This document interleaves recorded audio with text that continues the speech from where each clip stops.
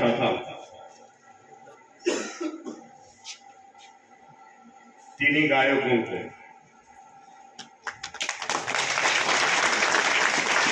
संदेश दिया। फैन बाबा साहब का, फैन मान्यवर काशीराम जी का। इंडियन आइडल में गाना मैंने सुना था। और उस समय इंडियन आइडल के जो भी इंडस्ट्री के लोग हैं, फिल्म इंडस्ट्री के लोग हैं, उधर बैठते हैं, मुंबई से चल के पूरे भारत भर में जाते हैं। इस गाने में वो भी नाचने लगे थे, मैंने देखा। मैं गौतम जी का जो गाने गाए उनका भी धन्यवाद देता हूँ। बाद में मैं छोटे बच्चे किधर है उनका देता हूँ। मैं बड़ी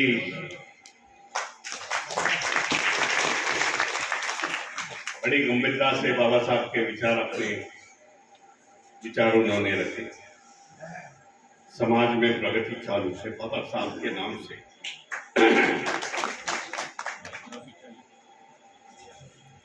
महाकारुणी तथा में भगवान गौतम बुद्ध, विश्व रत्न बोधिसत्व संविधान का डॉक्टर बाबा साहेब अम्बेडकर, महात्मा ज्योतिबा फुले, जिन्होंने इंडिया में पहली आरक्षण दी, और छत्रपति शाहू महाराज, मान्यवर काशीराम जी, सभी बहुजनों के महापुरुषों को विनम्र अभिवादन करता हूं। इस मंच पर आसीन काफी नाम मुझे दिए हुए हैं, लेकिन नाम पढ़ता हूं मैं। डॉक्टर महेश कुमार जी प्रोफेसर हैं, डॉक्टर दिनेश निमड़िया जी प्रदेश अध्यक्ष हरियाणा अनुसूचित जाति राजकीय अध्यापक, आर के रंगा जी, मान्यवर सतीश जी मेहरा जी, सतवीर अम्बेडकर, मेरा ही नाम लिखता है, एडवोकेट मंगल सिंह जी, डॉक्टर गोविंद टंडन, प्रीतम जी जगड़िया जी, जागीर जी, हनुमान बहुत मुझे इस कार्यक्रम को बुलाने के लिए, जिन्होंने, मैं तो 2 दिन से पंजाब में था, हरियाणा में आज हूँ, तो अपने फौजी भाई, उनके पिताजी रघुवीर सिंह जी बॉम्बे से मेरे साथ चल के आए, हमारे कमिश्नर प्रवीण जी निखारे, सभी मान्यवर, यहाँ यूनिवर्सिटी के स्टूडेंट जो मुझे नीचे मिले, यूनिवर्सिटी के स्टूडेंट, प्रोफेसर, टीचर्स, सभी प्रबुद्ध नागरिक दिखते हैं भाई और बहनों। बड़ा अच्छा लगा आज आपके सामने मैं खड़ा हूं, कुछ बातें रखूंगा जो मैंने सत्कार किया रोहतक शहर में। बड़ी प्रसन्नता हुई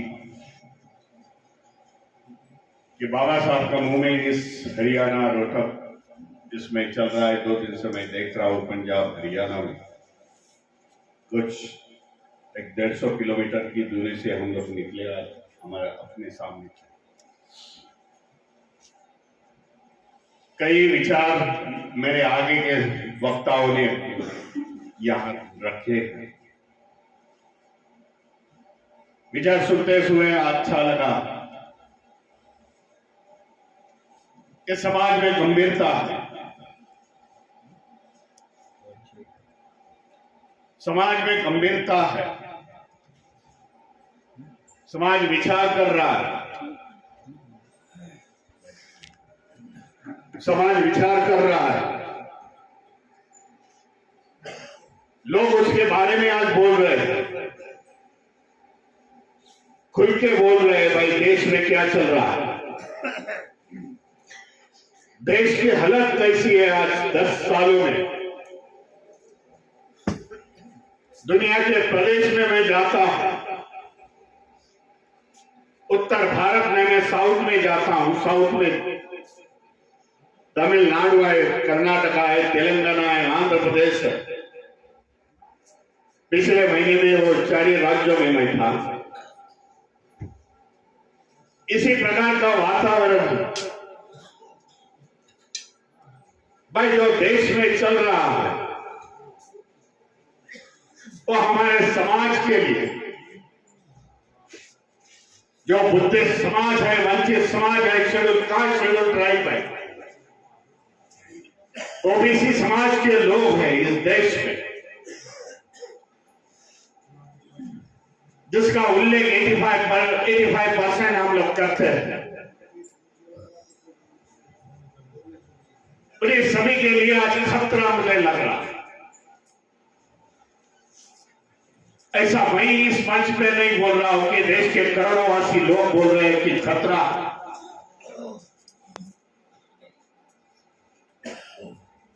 क्योंकि वो एनालिसिस कर रहे हैं देश का, यहां के लोगों का, जो देश चलाने वाले लोग, सत्ते में बैठे हुए लोग, जिस प्रकार की आज उन लोग भारत का संविधान इंप्लीमेंटेशन कर रहे हैं, उसके लिए खतरा है। इसीलिए करोड़ों लोग बोल रहे हैं, लेकिन आवाज दब रही है।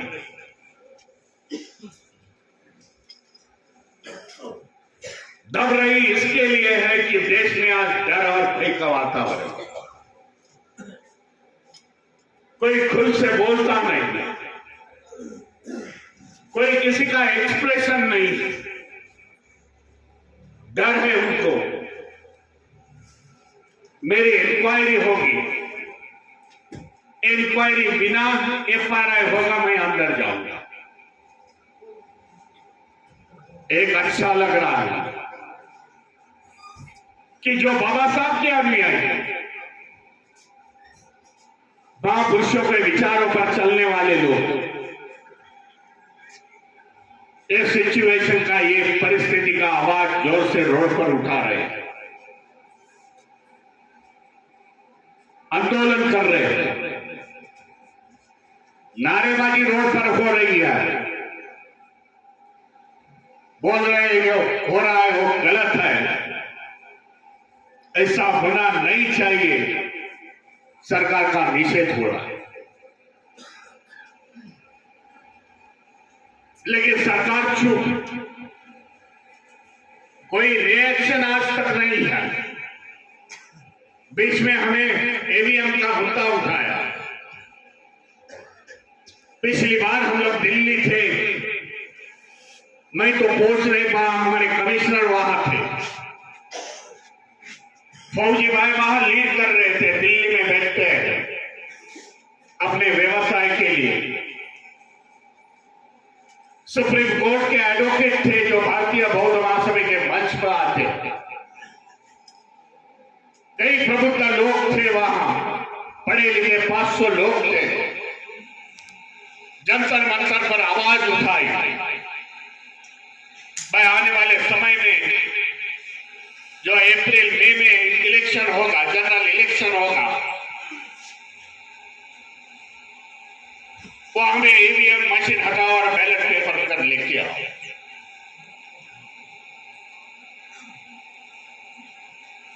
हमने भी सोचा था कि मीडिया में ये बात आ जाएगी, मीडिया हमें प्रसिद्धि देगी, मीडिया से ये बात कॉमन मैन के लिए जाएगी, सामान्य लोगों तक जाएगी।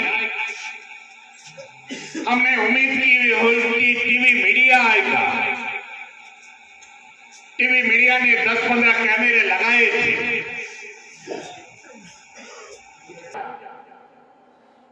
उस सभी लोग उस समय 9 तारीख को हमारे मुंबई में इकट्ठे हो।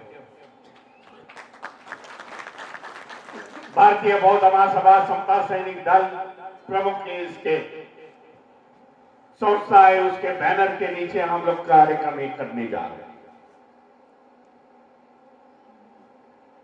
जिस समय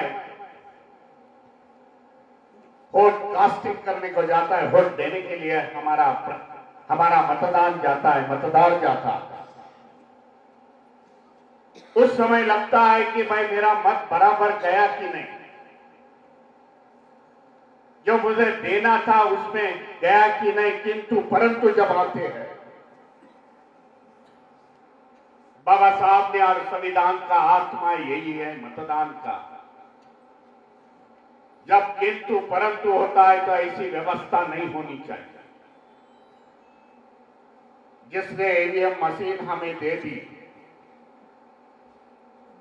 ये जापान कंट्री है, 2003 में हमें ईवीएम मशीन दे दी। उस जापान में आज बैलेट पेपर के हो रहा है। पूरे दुनिया का विचार किया जाए तो भारत ऐसा डेमोक्रेसी का बड़ा देश है जिसकी आबादी 140 करोड़ की है। ये भारत देश और अफ्रीका में रहने वाले 3-4 देश, जो छोटे छोटे देश है, आज प्रगत नहीं है, जिसको हम अंडर डेवलप करते हैं, अंडर डेवलप कंट्रीज बोलते हैं, वो देश में खाली ईवीएम का अभी माहौल चल रहा है, ईवीएम का एक्सरसाइज चल रहा है इलेक्शन में। बाकी सभी ने आज ईवीएम बंद कर दिया, यूरोप में बंद कर दिए। आज हम लोग इतने बड़े नहीं हैं, साइंस और टेक्नोलॉजी ये अमेरिकी के आगे, जापान के आगे, फ्रांस और जर्मनी के आगे हमारी टेक्नोलॉजी है। जब उन लोग नहीं करते तो हम काय को करें? इसके लिए आने वाले समय में ये हमें बदलाव आना पड़ेगा। और हम जो चाहते हैं, संविधान को मानने वाली पार्टियां इस देश में राज करे, ये हमारा उद्देश्य होना चाहिए।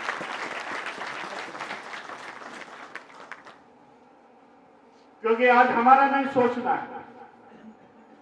मुझे लगता है यहां बैठे हुए 40-50 के आजू बाजू में हैं, उससे ज्यादा बुजुर्ग लोग। हमें आज अपनी नहीं सोचनी है भाई। बहुत प्राध्यापक लोग, प्रोफेसर, टीचर यहां बैठे हुए हैं, अधिकारी वर्ग है, आने वाले समय में 10-15 सालों में रिटायर्ड होके जाएंगे। तो हमें सोचनी है आने वाली हमारी पीढ़ियों, हमारे नस्लों की, हमारी नेक्स्ट जनरेशन की, उनका क्या होगा। ये व्यवस्था ऐसी रहेगी। बड़े मेहनत से बाबा साहब ने हमें नीचे से उठाया, आज हम लोग इतने उठ गए। जब तक सूरज चांद रहेगा, जब तक सूरज चांद रहेगा, आज हम लोग इतने उठ गए, आगे निकल गए कि हजारों हमारे डॉक्टर, इंजीनियर्स, प्रोफेसर हो गए, आईटी इंजीनियर्स हो गए। हजारों स्टूडेंट, हमारे बच्चे विदेशों में पढ़ने जाते हैं हर साल। जहां से शुरुआत हमने की थी, वो जीरो से शुरुआत है हमारी। बाबा साहब ने हमारे को जीरो से उठाया था। आज हम लोग इतने बड़े हो गए, कंपटीशन में आ गए, हम जनरल कैटेगरी के कंपटीशन में आज खड़े हुए हैं। ये दिक्कत है उनको। एक जमाना था कि 60-62 साल में इन लोग हमारे पे, इनके बाप दादा हमारे पर नौकरी करते हैं। आज बाबा साहब की वजह से आज इतने आगे निकल गए कि हम लोग के कंपटीशन में आ गए। ये दर्द हम लोग में, ये भी बाबा साहब के क्रांति की देन। जो सोशल डिपार्टमेंट में प्राध्यापक करते पढ़ते हो गए, दुनिया में ऐसा कौन सा उदाहरण नहीं कि एक कम्युनिटी जो पिछड़ी थी 60 सालों में इतनी उन्नति कर सकती है। बाबा साहब की देन, बाबा साहब की क्रांति की देन, बाबा साहब के विचारों की देन है। इसके लिए महापुरुषों के विचार हमें आगे लेके जाना जरूरी मैं समझता हूं। बाबा साहब उस समय अकेले थे, आज हम लोग करोड़ में। बहुजन की विचारधारा हमें लेके जानी पड़ेगी।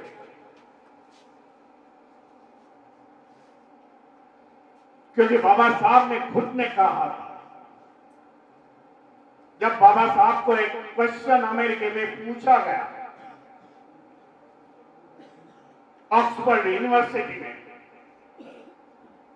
कि महापुरुषों की डेथ कैसी होती है, तब तक बाबा साहब पढ़ते थे। बाबा साहब ने कहा महापुरुषों की डेथ नहीं होती, निर्वाण नहीं होता। बौद्ध धर्म में बताया जाए तो विचार तो महापुरुषों के चलते, लेकिन विचार डायनेस्टी का। जिस देश में 12 साल बौद्ध राजाओं ने राज किया, बाद में पुष्पमित्र शुंग की प्रतिक्रांति हो गई, बौद्ध भिक्षुओं की कत्ल हो गई, बौद्ध भिक्षु यहां से एशिया कंट्री में भाग गए। चाइना हुए, ब्रह्मदेश हुए, तिब्बत, जापान, इस देश में निकल गए। जो बौद्ध थे उसको दबाया गया, बिहार पर कब्जा किया गया। विचारधारा लेके जाने वाला कोई नहीं था। भगवान गौतम बुद्ध की विचारधारा, धम्म की विचारधारा लेके जाने वाले कोई नहीं थे। इसके लिए बौद्ध धर्म इस देश में लुप्त हो गया, नष्ट नहीं हुआ, लुप्त हो गया। 2500 साल बाबा साहब ने इसका रिवाइवल ऑफ बुद्धिज्म।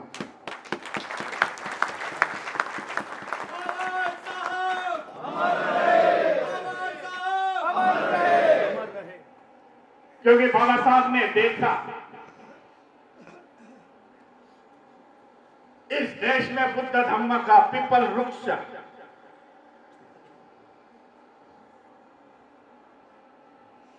जो बौद्ध धम्म का है, देखा इतने सालों के बाद पीपल वृक्ष तो सूख गए, पत्ते झड़ गए, ब्रांचेस, फांदी उसकी सूख गई। लेकिन देखा कि इसके रूट, बुद्ध धम्म के रूट आज भी जिंदा है। इसके लिए बाबा साहब ने रिवाइवल ऑफ बुद्धिज्म। आज देश में बुद्धिस्ट सोसाइटी ऑफ इंडिया ये खेल रही है। भाई बाबा साहब की आखिरी क्रांति है यूनिक। ये बाबा साहब ने बताया, बुद्ध धम्म अपनाया तो पखंडवाद अंधश्रद्धे को छोड़ साइंटिफिक बुद्ध धम्म पर आ जाओ। ये बाबा साहब का आखिरी संदेश। ये संदेश बाबा साहब ने संविधान के माध्यम से दिया हुआ। संविधान के आप घर पर जाओगे तो संविधान का कलम 50 खोल दो, आर्टिकल 50 बाबा साहब ने उस आर्टिकल में लिखा हुआ कि आने वाले समय में देश की प्रगति, देश का मार्ग ऐसा साइंटिफिक रास्तों पर होगा, साइंटिफिक से होना चाहिए, विज्ञान के आधार पर होना चाहिए। इस तरह का बाबा साहब ने कलम 50 में रखा। कलम 15, 14, 15, 16 4 लाइन में बाबा साहब ने सब खत्म कर दी। यहां की व्यवस्था, जो व्यवस्था कई सालों से चल रही थी। मैं जो बोल रहा हूं संविधान की तो बुक आपके सबके पास हो। 3 सेक्शन में बाबा साहब ने खत्म कर दी। बाबा साहब उस कलम में लिखते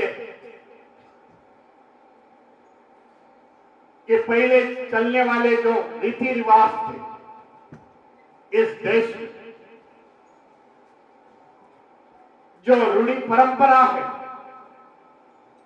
जो धार्मिक कायदे हैं, जो अनुसूचित कायदे थे, वर्णा सिस्टम है, बाबा साहब लिखते हैं, वो आज से 26 जनवरी 1950 से खत्म हो गए। नए कायदे की निर्मित मैं करने जा रहा हूं।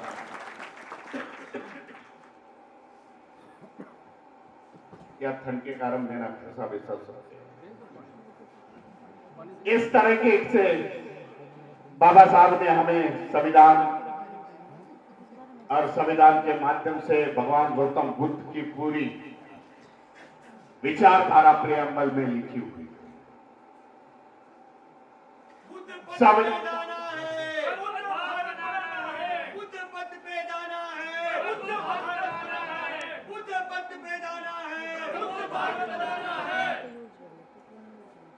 देश में आज उल्टा चला, वो बताना चाहता। बाबा साहब लिखते हैं कि विज्ञान पे आधारित हमारा काम होना चाहिए। हमारे यहाँ जो भी कार्यक्रम होगा वो विज्ञान पर होना चाहिए। सरकार ने विज्ञान का उसको सहायता लेनी चाहिए, लेकिन विरोध सब चल रहा है देश में, आज विरोध में चल रहा है। इसके लिए बोलते हैं संविधान की छेड़छाड़ है। ये उदाहरण है। मंदिर बांधना ये कोई सरकार का काम नहीं। मंदिर बांधना ये सरकार का काम नहीं है कभी भी। उसके लिए करोड़ों रुपए खर्चे करने ये सरकार का काम नहीं है। आगे जाके बोलता हूं इस तरीके वो पैसे में, उस पूंजीपति में इस तरीके के 300 यूनिवर्सिटी बनती थी, लाखों लोग, लाखों स्टूडेंट यहां से खड़े होते थे अपने साइंस में, इंजीनियर्स में, लेकिन सोच गलत है। देश में जो चल रहा है वो गलत चल रहा है। हम लोग महासत्ता बनाएंगे, महासत्ता बनाएंगे, ये हमारे प्राइम मिनिस्टर बोलते हैं। हम लोग विश्व गुरु बनाएंगे, हम लोग विश्व गुरु बनेंगे, लेकिन कैसे बनेंगे उसका राम नहीं। बताना चाहता हूं, देश विश्व गुरु था। ये देश 2000 सालों से विश्व गुरु था। जब बौद्ध राजे यहां राज्य करते थे, स्वर्ण युग था ये देश का। बौद्ध धर्म यहां से निकल जाने के बाद देश की अधोगति शुरुआत हुई, पिछाड़ शुरुआत हो गई, आज भी हो रही है। यहां से धम्म निकल जाने के बाद, जिसका मैंने उल्लेख किया कंट्री का, साउथ एशियन कंट्रीज, और जब निकल गए आगे, बौद्ध भिक्खु वहां निकल गए, बौद्ध धर्म का प्रचार और प्रसार किया। आज देख लो आगे निकल गए। जापान है, चाइना, थाईलैंड, ताइवान है। ताइवान के बारे में ज्यादा मालूमात नहीं होगी। ताइवान एक देश है कि बौद्ध धर्मीय देश है, हमारे से लगते हैं। चाइना ताइवान का मामला, लेकिन यहाँ की सरकार ने बोली कि चाइना से माल नहीं आना चाहिए, चाइना का इंपोर्ट बंद कर दो। हमारे कुछ इंडस्ट्री ने बता दिया, इंडियन इंडस्ट्री ने बता दिया, चाइना बंद हो गया, मैन्युफैक्चरिंग बंद होगी तो ताइवान हमारा देश है। फिलीपाइंस हमारा देश है, बौद्ध धर्मीय है। वहां से हम लोग इंडिया का प्रोडक्शन हो सकता है। ये इतने छोटे छोटे देश जो बौद्ध राष्ट्र, बौद्ध धर्म के हैं, वो आगे निकल चले हैं। हमें बौद्ध धर्म का प्रचार और प्रसार करने का काम बाबा साहब ने दिया। इसके लिए इस तरीके के सम्मेलन हम लोग देश के काने कोपरे पर करते हैं। उत्तर भारत में देखा जाए, जिसकी मैं बात करता हूं उत्तर प्रदेश की, जिसकी मैं बात करता हूं बिहार की, वहां मुझे आज परिवर्तन दिख रहा, विचारों का परिवर्तन नहीं हुआ। वहां के यादव समाज जो संख्या से ज्यादा, कोई मुझे अभी बोला यादव जी का भाषण संख्या से ज्यादा है, वो यादव समाज के लोगों ने आज नारे देना शुरुआत की है। मंदिर का रास्ता छोड़ो, स्कूल का रास्ता पकड़ो, इस तरीके के हिंदी में नारे हैं। समझ गए भाई, मंदिर में जाएंगे तो पखंडवाद आ जाएगा, शिक्षा लेंगे तो हम लोग आगे निकल जाएंगे। इसके लिए बाबा साहब ने कहा था, हमारे लिए आगे जाने का एक ही मार्ग है कि शिक्षा, और जो समाज बाबा साहब के विचारों पर चल गया वो आगे निकल गया। हमारा समाज जाग रहा है, जाग रहा है, कटवाद भाग रहा है, भाग रहा है, भाग रहा है। हमारा समाज जाग रहा है, जाग रहा है, जाग रहा है, कटवाद भाग रहा है, भाग रहा है, भाग रहा है। ये विचारों का परिवर्तन ओबीसी समाज में ज्यादा चल रहा है। पिछले 3 महीने के पहले मैंने वहां प्रोग्राम लिए, बुद्धिस्ट सोसाइटी ऑफ इंडिया बनते सुमित रत्न जी के साथ सोशल मीडिया पर देखे हुए थे। सुमित रत्न जी पास का बड़ी धम्म सम्मेलन लिए, काफी संख्या से लोग आए, उन्होंने धर्मांतर कर दिया। एंटी कन्वर्जन लॉ इस देश में चल रहा है, ये भी जान लो। धर्मांतर आप कर नहीं सकते। बताना चाहता हूं,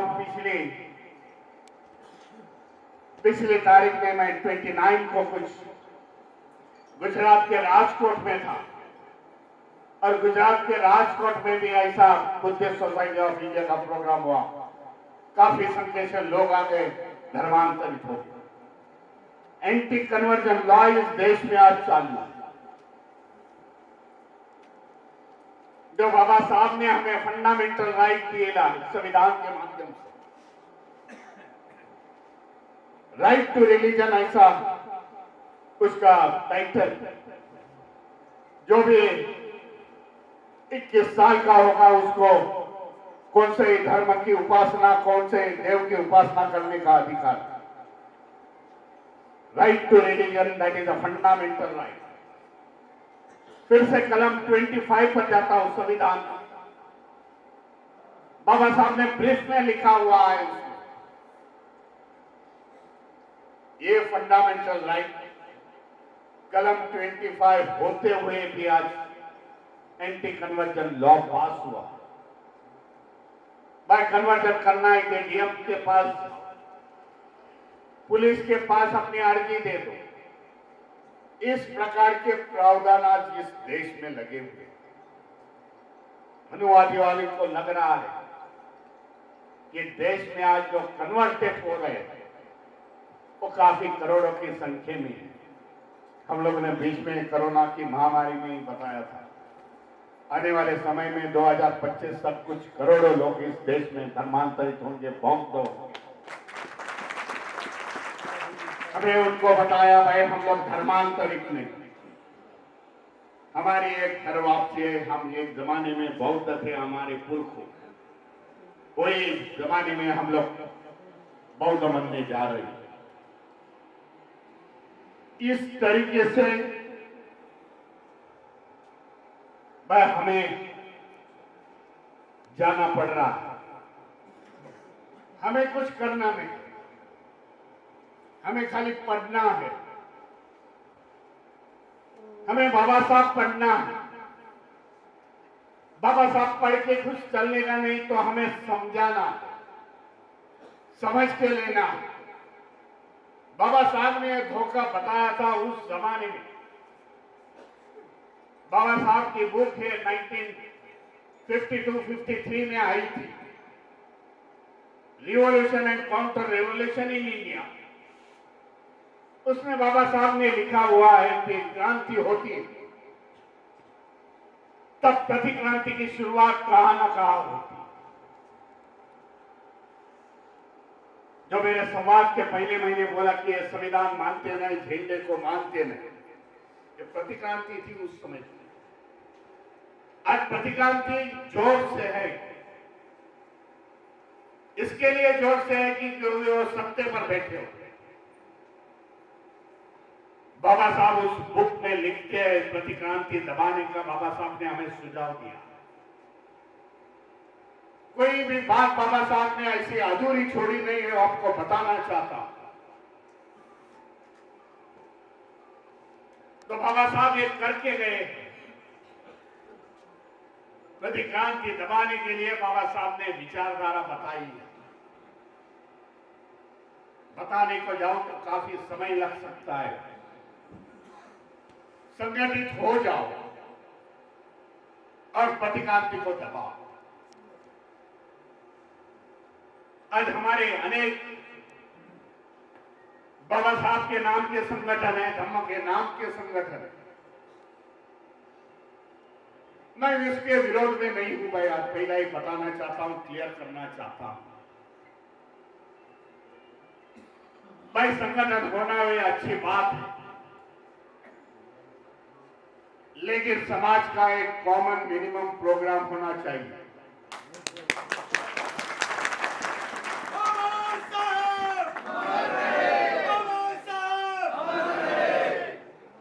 समाज को एक दिशा होनी चाहिए,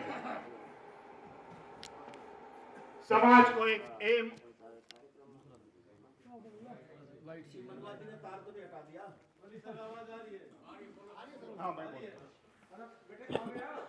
समाज को एक एम एंड ऑब्जेक्ट होना चाहिए।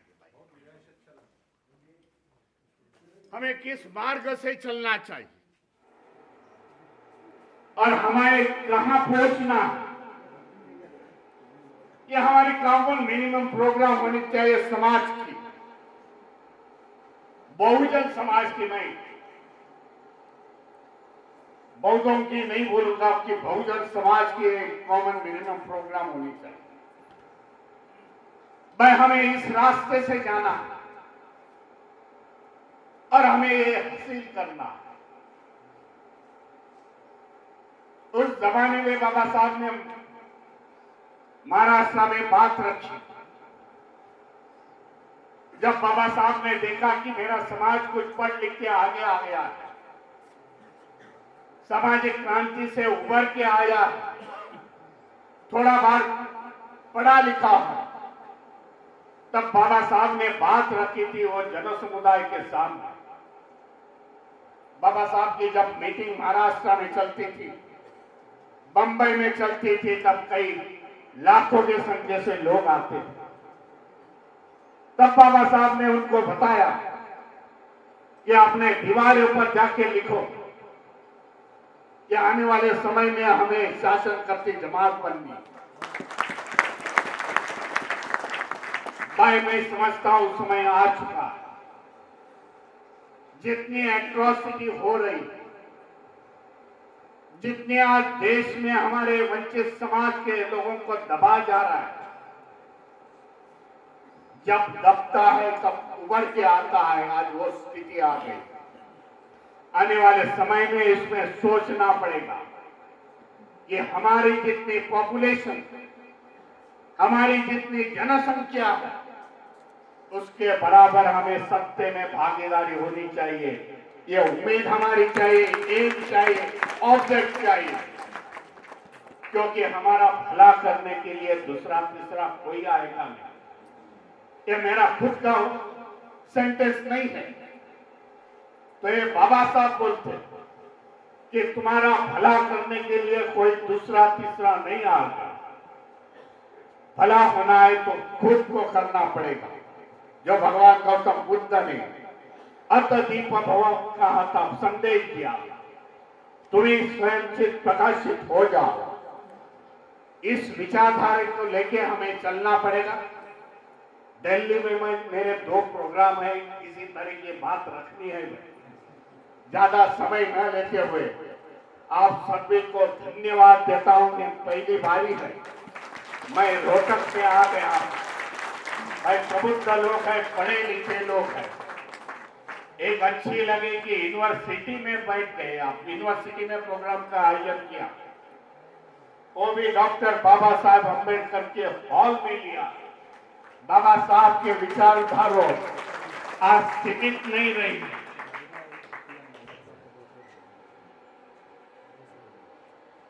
बाबा साहब की विचारधारा सीमित नहीं रही। बाबा साहब के विचारधारा को कोई बाउंड्री नहीं है देश की। बाबा साहब की विचारधारा पूरे दुनिया में आज फैल गई। इसके लिए 14 अप्रैल में डॉक्टर बाबा साहब अम्बेडकर की स्टैचू वॉशिंगटन डीसी में लग गई। वॉशिंगटन डीसी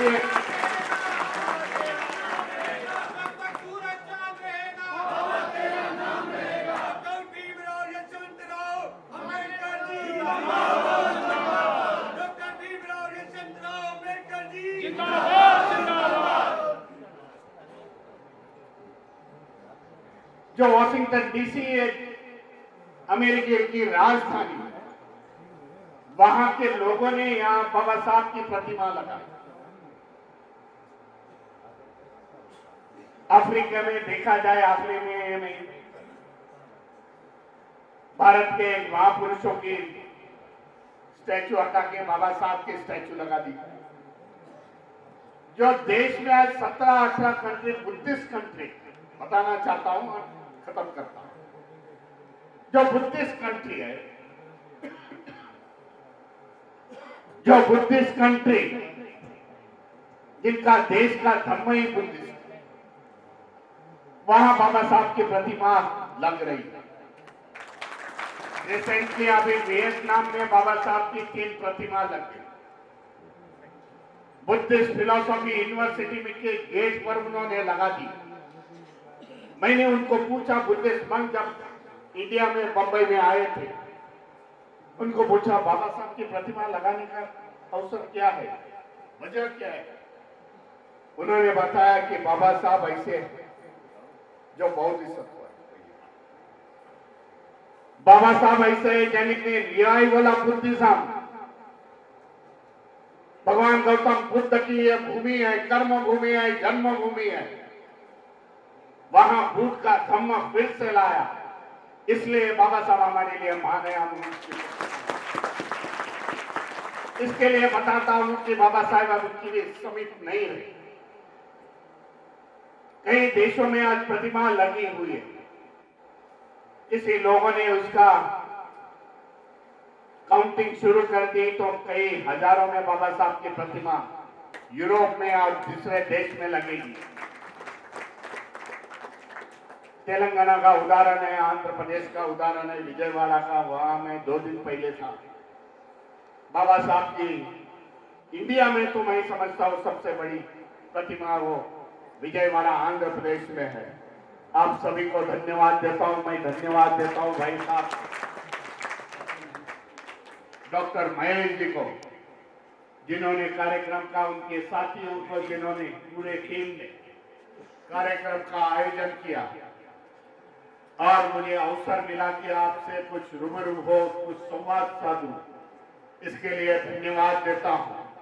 और बाबा साहब की विचारधारा, महापुरुषों की विचारधारा, माननीय कांशीराम जी की विचारधारा इस देश के कोने कोने पर फैलाओ, यही मैं उम्मीद करता हूं। आप सभी को धन्यवाद देके इधर रुकता हूं। नमो बुद्धाय, जय भीम, जय संविधान।